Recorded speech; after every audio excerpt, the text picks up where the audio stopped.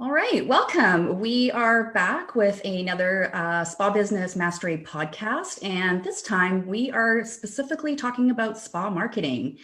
And I decided that this year I thought maybe we'd do something a little bit different, and I'm bringing on my wonderful manager in my business, Delia Taylor. Delia, if you have never met Delia before, Delia has actually been in the spa industry for how many years now, Delia? 25. We're like lifers here. So she's been in the spa industry for we'll say 25 years. I'm probably closer to the 30-year mark. And she's owned a spa before and has now transitioned out of the treatment room almost completely and is now working pretty much full time for us here at Kirsten Foss Coaching, and is actually leading the team with our sister company, Virtual Spa Business Management. So that's our digital marketing agency side of the business. So I thought it was time to bring Delia on and make her more visible in our business, because she's got so much knowledge about spa business, about spa marketing specifically, because her days are absolutely filled with spa marketing. So we're going to try to do a monthly feature with Delia where she comes on and talks specifically about spa marketing for our spa owners.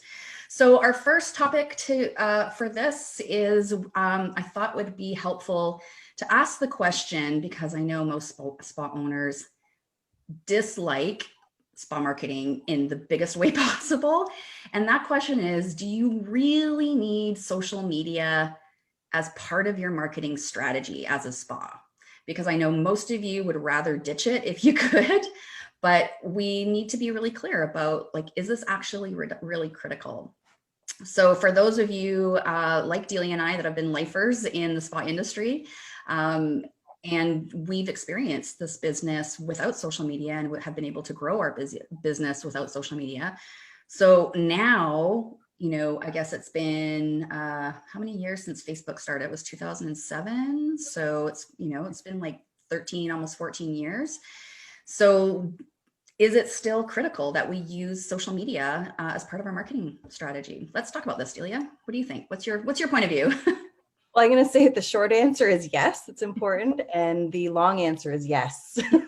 Definitely yes. Yes. It's very important. And as a longtime esthetician, things were completely different back 20 years ago, and how we were able to leverage our business and create buzz around it. But the reality is that social media is here. Social media is here to stay. It's not going anywhere. I know you've all heard it before that, the purpose of it is to nurture those relationships. It brings more brand loyalty, because you have that platform where you can really, really reach out to your existing clients, potential clients, that you may not otherwise be able to reach within the spa, even through different parts of your marketing. Even through if networking, it's still difficult to get the kind of reach that social media can provide with networking. And now that this is going to be airing, this podcast will be airing in February 2021, so we're almost a full year into the pandemic. So networking has gotten a lot harder, but I don't think spa owners even really like networking anyways. Well, we want to be in the treatment room. We don't want to go out, and we like mingling with our clients, but that whole networking piece, it's almost another job in itself to try and figure out that. Sure. And again, the reality of it is social media is a huge part of everybody's daily lives. It's become part of our culture now. Majority of people are online. We spend, I think, an average of 6 hours a day on. Well, think about it. What's the first thing most people do when they get up in the morning? They go reach their phone and they newspaper. That's my morning scroll. Yeah. You just start scrolling. Yeah, I get caught up. There's over, I think, 1.3 billion people on Facebook alone, and if it were its own country, it would be the third largest country in the world. So you have so much possibility on there to be able to reach a much larger audience than you would have otherwise. So It's a great interactive space where you can communicate with your clients, potential clients. It really brings, if you think about it as far as, in your own lives, how you go out and you purchase. You don't just walk into a place and buy right away. You want to get to know who they are. You want to have a personal connection with, whether you're going to be best friends with them or not at the end of the day is a different story, but you still want to have a little bit of a piece of knowing the company that you're going to spend your money with. And so social media is a great opportunity to be able to have those types of relationships. Absolutely. You're so right. Social media is just part of our culture. It's so imbued in our daily life that, when it comes to marketing, we really have, as marketers, like spa owners and marketers, which you kind of are, you have to be if you need that visibility. You kind of need to put yourself into the mind of your consumer. And when you think about that, you know, those consumers, because social media is so imbued into our daily lives, that's usually the first place they go when they're looking for a new spa to go to. Like maybe they've seen an ad you've done, or maybe they've come across something like a website, your website, or somebody's, a friend of theirs have mentioned something about your spa. Usually the first place people go to check you out is social media. And that is like, is your stuff current? When was the last time you posted? If you haven't posted for months, then it makes the consumer wonder, are you still open? If you're posting just super salesy, scammy stuff, it doesn't really leave that new consumer to you, doesn't really have a very good taste in their mouth, because then there's kind of like, is that what's going to be like going in there? It's just buy this, book this, book this. Exactly. And that was kind of one of the things that I, thought was an important piece as well too, is that people don't want to be sold to. So if you are constantly putting, like you just said, sales, it's real turnoff. So social media gives you a great opportunity to, touch different points of the customer journey in how they make their purchase decisions.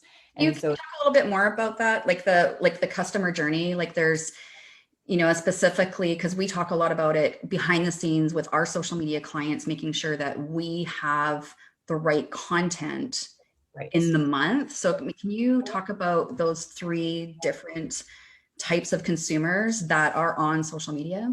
Yeah, there's different levels to the customer journey. I mean, the first one is, you've likely all seen the sales funnel.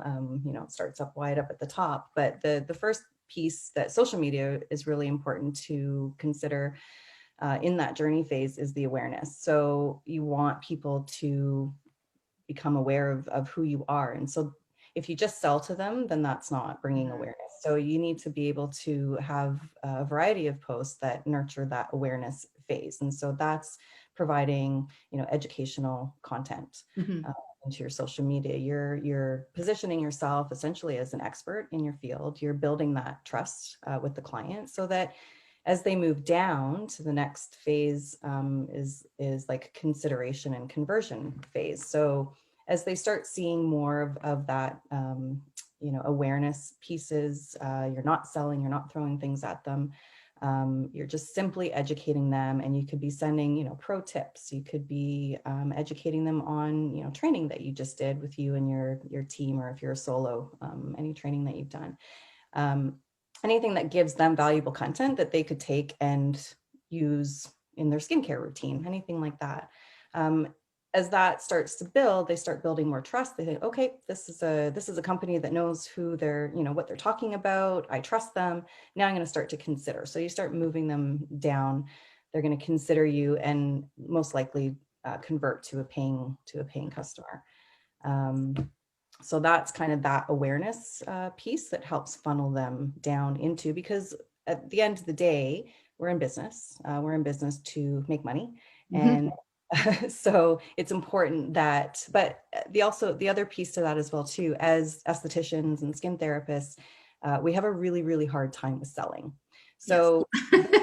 You guys hate selling. Nobody wants to sell that retail after skin, because we don't want to sound like we're pushy, but when you're providing that valuable content to those clients, it makes that sales part of it, less of that kind of. Well, and I think that our spa owners and estheticians forget or don't even realize that it goes. So when we talk about educational content, sometimes I think our spa owners and estheticians are like, okay, what does that mean? Educational content.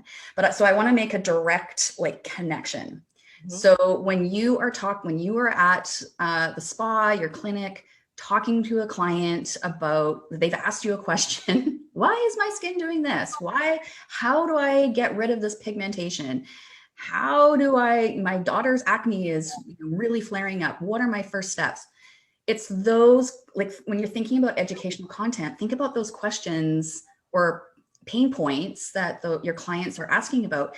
You have those answers. That is what educational content is. So it's not like you have to pull it out of the rabbit hat. It's you already have that knowledge. And you could work a full 8-hour day in your spa and have 6 months worth of content just by having client conversations that, are common questions that come up. People have concerns, and that's why they're coming to you. So take that component to it and put it into part of your marketing strategy. So I would actually just kind of on the fly, little kind of spa business pro tip for this is, if you're solo, as those questions come in from clients at work, open your phone, have a notes page, and just quickly type in those questions. If you have a team and you're struggling for content, educational content on your social media, have your team throughout the day for a week keep the same kind of notes and write down questions and then have them send it to you. All of those questions, I know that you as a spa owner can answer. And right there, like you said, Delia, there's probably 6 months worth of educational content right there that you can now reorganize into kind of where you want to put them in that next 6 months. Yeah, exactly. Awesome. Yeah, so, and then, go ahead. Sorry. Go ahead. You keep rolling. And once you get through, once you have that nice mixture of content that encourages that funnel phase, getting them to buy, then as you start posting content about your sales or about a new product, or just about your services in general that you do, and you add a call to action at the end of your caption, then it makes more sense for those customers to now want to book an appointment with you, and it doesn't feel as pushy. Absolutely. That takes that that yucky feeling out of it, out of the equation. Well, and I think that consumers, and we're all consumers, we want to buy, we just don't want to be sold to. Exactly. So that's okay, and that's why we're trying to really hit home with you, dear spa owner, that creating educational content isn't as hard as you think it is. And the reason why we want to really hit that home is because, it kind of goes back to the topic of this podcast. Do you really need social media to grow your business? The reason why you're asking that is because you're struggling to actually create content in your social media. So we hope that you're following the breadcrumbs of this to see the value of social media marketing for your business in terms of those different consumer phases, what was the first one again? Awareness, then consideration, and then conversion, so that you are creating kind of all that different content for those different phases of consumers on your social media. But it's also, social media is just one part of your overall marketing strategy. So do you want to kind of go over what else is included in that? Yeah, it's one aspect, like Kirsten, you just said. And so in order to reach your audience in different levels, there's also the nurture phase as well too. So things like email marketing, blogging, you've got your website, that's another part of your marketing package. We've got in-spa marketing. What else have we got? Influencer marketing. I want to just to go back to the in-spa marketing, because there's two key pieces that I want that to be really clear about what in-spa marketing is. So one of them is, to have posters up, shelf talkers, that piece. But I feel the biggest place where spa owners can create change in their marketing is the in-spa conversations, because we all know it's so easy to start talking personal stuff. Next thing you know, the whole treatment is done and we haven't talked one bit about What we do. their skin, what the treatment plan is, nothing. So we kind of shoot ourselves in the foot by expecting our kind of digital marketing to do all the work for us, where we also need to have that component of in-spa conversations for sure. Well, here's a little story. When I was in the spa, this is probably going back 15 years ago, I was the nail queen. I was the gel queen. I sat in a little desk in the corner because that was my service feature that everybody wanted to have. Meanwhile, I was in Canada here, we're in Ontario, we don't have to have different licenses for waxing and facials. So I was able to do manicures, pedicures, facials, waxing, massage, body treatments. And because everybody, all the clients, including my own, saw me sitting at that desk, everybody just assumed that I did nails, and that's it. And because I didn't have the knowledge at the time that you have to have conversations with your client other than what you did on the weekend. So I assumed that my clients knew that because I was an esthetician, that I had other skill sets that I could offer for them. And it dawned on me the one day when one of my regular biweekly nail clients booked an appointment with one of the other estheticians for her sugaring. And I was like, Must oh, have been a little, what? I didn't understand why she wasn't seeing. Well, she had no idea that I did sugaring. She just thought, like majority, that I just sat at my desk and I did nails. So I think that was my aha moment where I decided, okay, you need to communicate with your clients and let them know what it is that you do. So part of that marketing piece is definitely in-spa conversations, and you've already got those clients in front of you, so you've got a perfect opportunity to talk. It's literally the sweet spot for communicating what you do, how you do it, why you do it. You have this captive audience. They already obviously know, like, and trust you because they're sitting in front of you or they're on your facial bed or whatever. So it's literally the easiest way to share information, also known as marketing. Marketing doesn't all, it's not all kind of wrapped up in this like spammy promotionally kind of bubble. We really, really want our spa owners to focus on the huge educational piece of marketing, because that's their zone of genius. It's the easiest way for them to communicate value. And and it feels good. It feels good for spa owners to kind of really focus on that education piece. Exactly. Yeah. Marketing in general is just all about communication, is really what it boils down to, and where you're doing that communication, whether it be on social media, whether it be in your email marketing. You need to have a good balance of it all, because they are all connected to each other and they all have their own purpose. I know that social media feels very overwhelming, mostly because they don't know, like we've talked about, you don't know what to post. So back to that kind of, secret formula, not so secret formula that we have.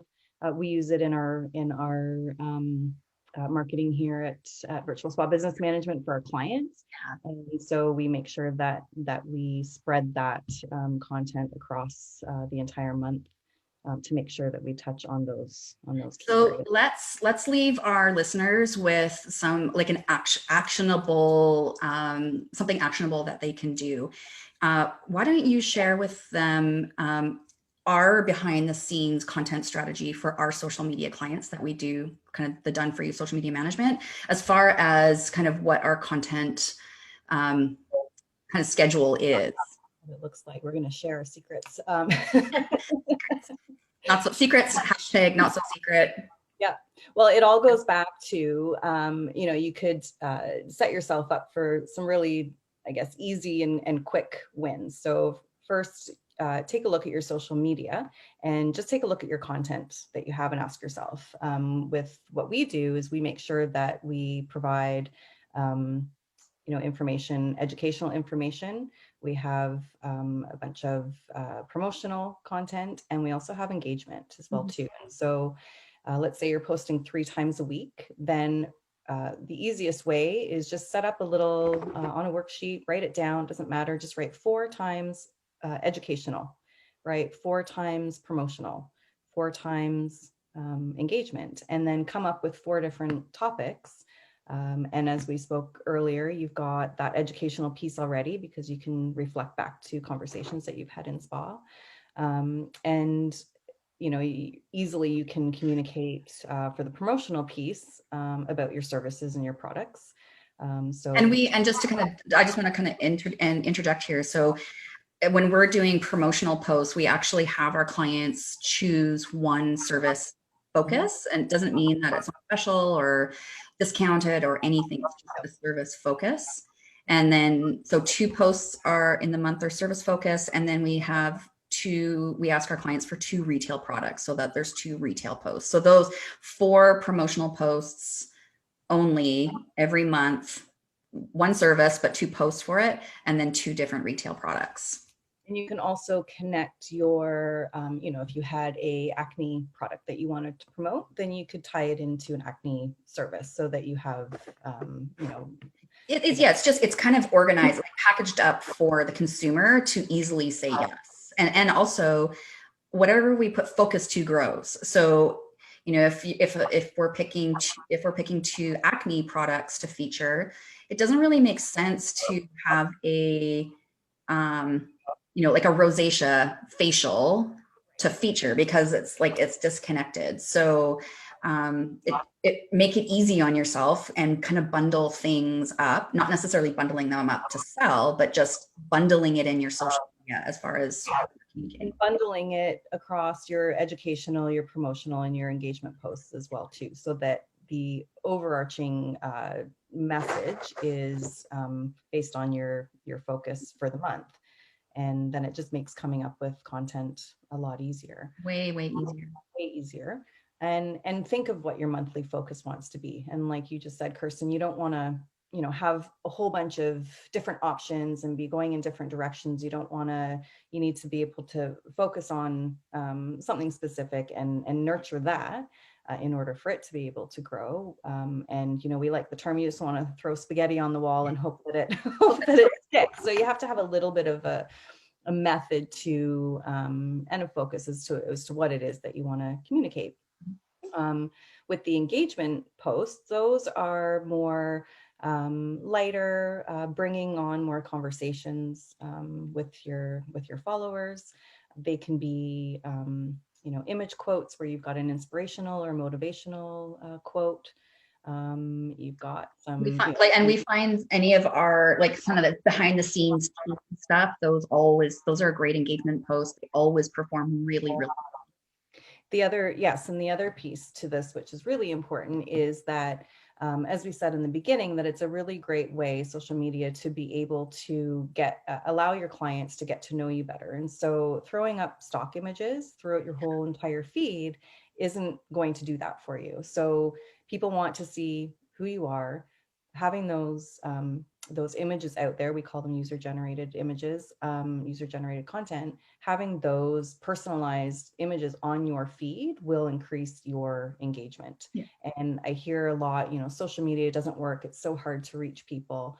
But just through our own internal analysis behind the scenes, every month we give an overall monthly analysis to our clients, and we see where we've grown or where, we're constantly dealing with Facebook and their lower and lower reach. But every single time it always comes back to the same thing, that user-generated content showing who you are really, really, really increases that.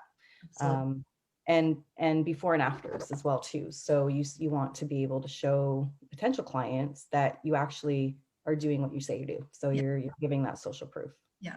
And I would say in terms of actual images, we try to stay away from, like you were saying, not too many stock images, and making sure you have those brand, either pro pics or kind of just the user generated content. Like that's the stuff you can take on your phone. It doesn't have to be super, super polished. But we try to have, if we're doing a feed that has 12 posts in the month, we try to have at least 4 of those images as user-generated content, your images. And that could be, and the more the better, but we know that's sometimes hard. it's hard. I mean, when we're busy in the treatment room, sometimes, oh, I forgot to take a picture. And they don't always have to be, you know, of your face. They could be you in the treatment, doing a treatment. They could be you holding a product. You know, there's so many different settings on your phone. You don't even have to be in the product picture. You could just you could hold it up and have a nice little background, and that is still considered user generated because it's produced by the user. So awesome. All right. Thank you so much, Delia, for coming on with me today to talk about spa marketing. And we're going to make this a monthly feature to bring Delia on to talk about spa marketing, everything about spa marketing that we kind of have love-hate relationships with. And Delia will be here to help break things down for all of you. Thank you so much, Delia. thank you for having me.